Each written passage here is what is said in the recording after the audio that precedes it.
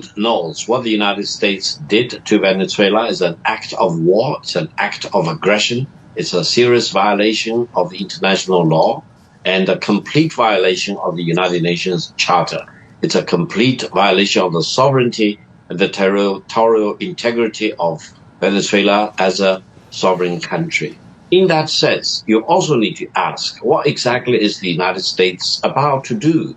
I think what the United States under President Trump really cares about is to plunder the largest oil reserve in Venezuela and try to dominate above the people of Venezuela and try to subjugate the country of Venezuela to the dominance of the United States. Now, this is really not the bright spot of the United States.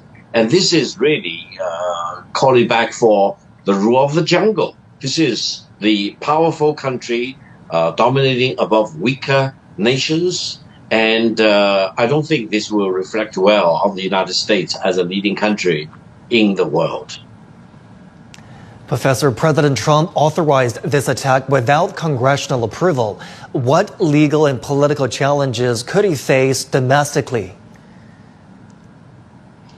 Well, I think it depends on what will evolve in the coming few days and weeks. I suspect that the people in Venezuela and in South America, as well as throughout Latin America, and possibly also in other countries, including the Caribbean, and elsewhere in the world, will rise up in indignation and condemn what the United States did in violation of the sovereignty and territorial integrity of Venezuela. It also very much depends on what eventually domestically will evolve in the coming few days and weeks in Venezuela, and how the United Nations Security Council, which has been requested by the Foreign Ministry of Venezuela for an immediate consultation about what the United States did to Venezuela on local time, January the 3rd.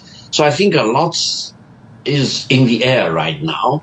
And for the people in the United States, I don't think they will take actions firmly against what President Trump and his government did to Venezuela, because they were told that the action was based on the fight against drug, for example, exported by Venezuela to the United States. And the United States actually has failed to come up with any firm indication or evidence incriminating President Maduro himself or the Venezuelan government, etc. It reminds people of many things the United States had done over the past decades or even past several hundred years in dealing with the native Indian tribes, for example, in dealing with other countries in the world, and in launching one war after another against so many other countries in the world. And in this particular case, I don't think the United States has produced any real evidence incriminating President Maduro and the government of Venezuela or the whole country of Venezuela.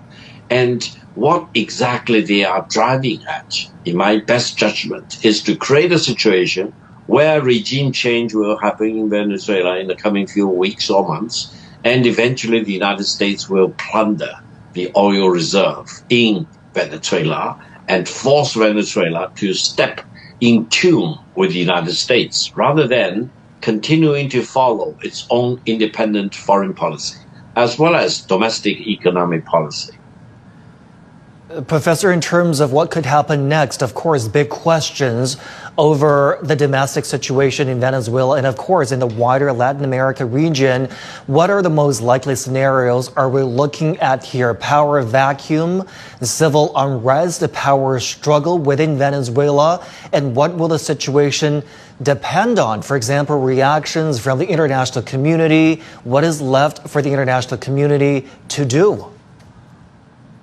Well, several things. First of all, for Venezuela, I believe the Venezuelan government still survives intact, and the opposition leaders, especially those supported by the United States, may really raise hell in the coming days and weeks, try to destabilize the situation in Venezuela. The United States probably has already prepared a short list of proxies which they can unleash momentum in Venezuela with the aim of destabilizing the country, eventually leading to color revolution and regime change, so that eventually the United States can exercise dominance above Venezuela and plunder the oil reserve of Venezuela. It very much depends on how the current government in Venezuela can pull itself out in a coherent way to fight against this very blatant aggression of the United States, and how to stabilize the situation inside Venezuela. That's number one.